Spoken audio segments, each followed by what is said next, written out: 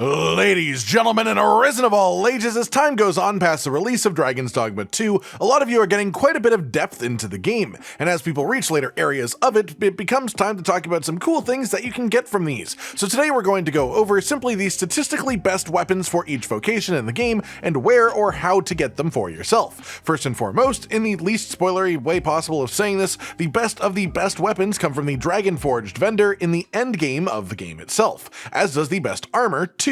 The second best sets of weapon and armor for every vocation are at regular vendors, but only unlocked in the endgame as well, or also New Game Plus. So with that out of the way, let's talk the absolute best that you can achieve before that point in your first main playthrough during the story itself. For some weapons, the best available will only be from vendors, but for every one of those, I have a second option to present that you can just go out of your way to grab in the open world in one way or another.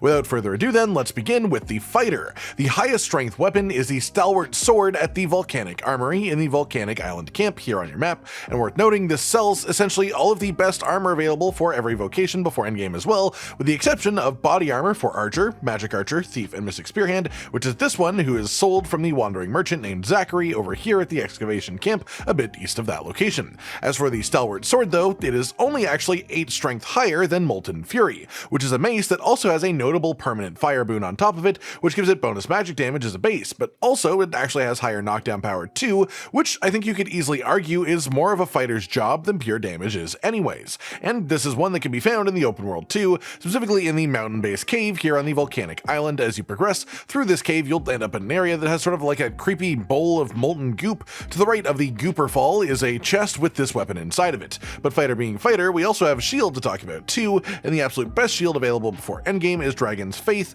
a high strength, high knockdown power shield that also looks quite badass, and you can get it for free in the wild at the Dragon's Breath Tower in the southwest corner of the map. From the bridge entering the area, simply go in and then up the stairs to the second floor like so, follow the hallway forwards and then take a right, and there will be a chest right there holding this weapon waiting to be opened. Second up then, let's talk about Warrior, and your best weapon before endgame, if you're going by pure strength at least, is the Wounded Heart Greatsword, which you can get at the Volcanic Armory shop once again, but like with Fighter, this only actually has a few more strength points than the best hammer, which is Cinderspine, which also has a permanent fire boon, which does add magic damage into the consideration, and so I would argue this is at least equal if not better on average across lots of fights in the game. And on top of that, this one is found manually in the wild, in the same cave as the fighter weapon, the mountain-based cave on the Volcanic Island. For this one, again, progress until you find the room with the molten goop funneling into a bowl. It's very obvious and hard to miss, but this time leave that room and come back the way that you came from, and this time you want to fork left as you're walking, and you'll see a jump down to a raised platform that has a chest on it.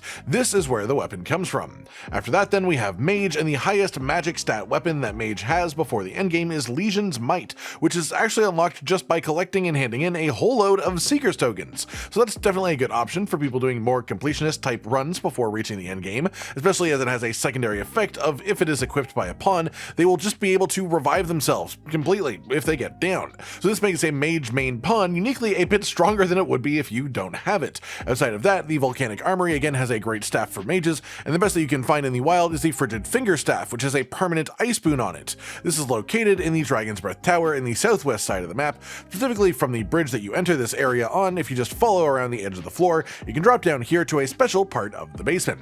Then just walk around to here and you'll find a chest with the staff inside of it. Next up then, let's talk Sorcerer. This one's pretty easy. Sorcerer is in the unique position that their best weapon pre-endgame is actually available super early in the game. It is the Lion Lord's archistaff, which just comes from being purchased at the elf town of the Sacred Arbor to the north side of the map. The best one that you can actually find then in the wild is Anathema, which has the third highest magic stat pre-endgame, but also has silence debuff build-up on it too, which can prevent enemies from casting magic, so pretty solid even just for that reason too. As for where to actually get this one, it's actually a really low drop chance from lich enemies if you fight them, but also you can get a guaranteed one quite easily in the Dragon's Breath Tower, which is in the southwest side of the map once again, and to do this you start from the bridge and then just go up the stairs once again, but this time at the top of the stairs you break the actual breakable wall that is right in front of you. It's quite obvious, and inside of this there is a chest that holds the weapon.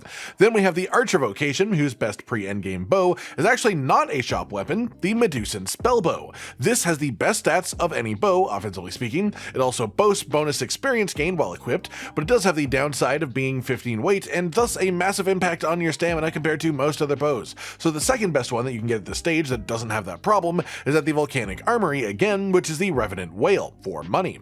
After that, let's move on to Fancy Archer, the Magick Archer, whose best weapon is Dragon's Breath, which you can get guaranteed in the Volcanic Armory shop once again, and I have heard some people say that you can have this drop as a rare drop chance from the Griffin that has a nest in Dragon's Breath Tower, but I've not been able to confirm that myself properly, so take that with a grain of salt. Otherwise, the best magic bow that you can get without vendors is actually really way down the list, so this is the one worth actually pursuing for sure. Alternatively though, there is an interesting second option, the Militant Dove.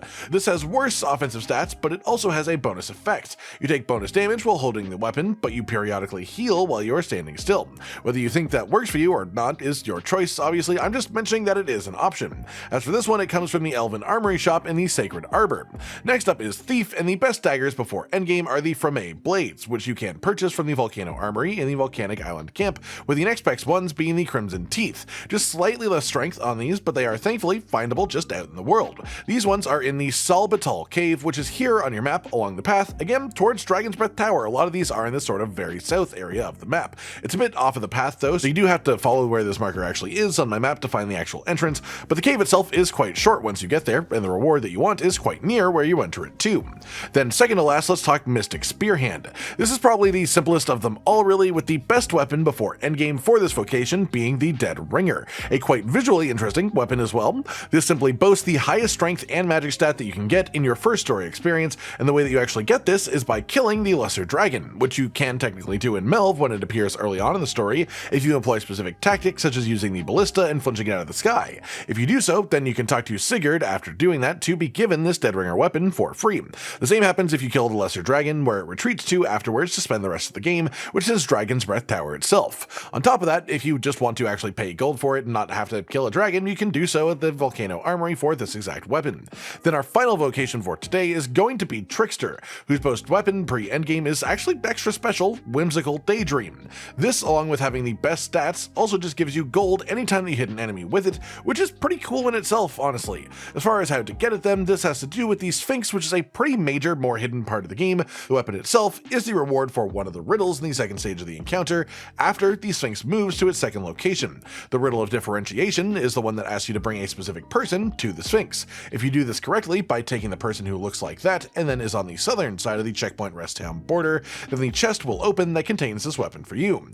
And that just about does it then, everyone. A simple guide to where to get the best of weapons and armor, the simplicity of answering it for endgame and New Game Plus, but then also a few more options for earlier stages in the game, whether you want to spend gold to get stronger or if you just want to do it through exploration instead. I hope you've enjoyed this then, and hopefully this helps you out in some way in your continued journey with Dragons Dogma 2 as we really dive into the deeper sections. Like if you liked the video, subscribe to the notification bell for more, and most importantly, ladies and gentlemen, until next time, stay sweet. Josh, Cotton, and Hollow with the videos, dropping the humor like a hammer on your tippy toes, bringing entertainment on a daily arrangement to take our insanity and turn it into entertainment. Yes, I said entertainment twice, to reiterate that it is nice to look into your faces on a mostly daily basis when you let us in your homes to make the whole world a stage. Goodbye.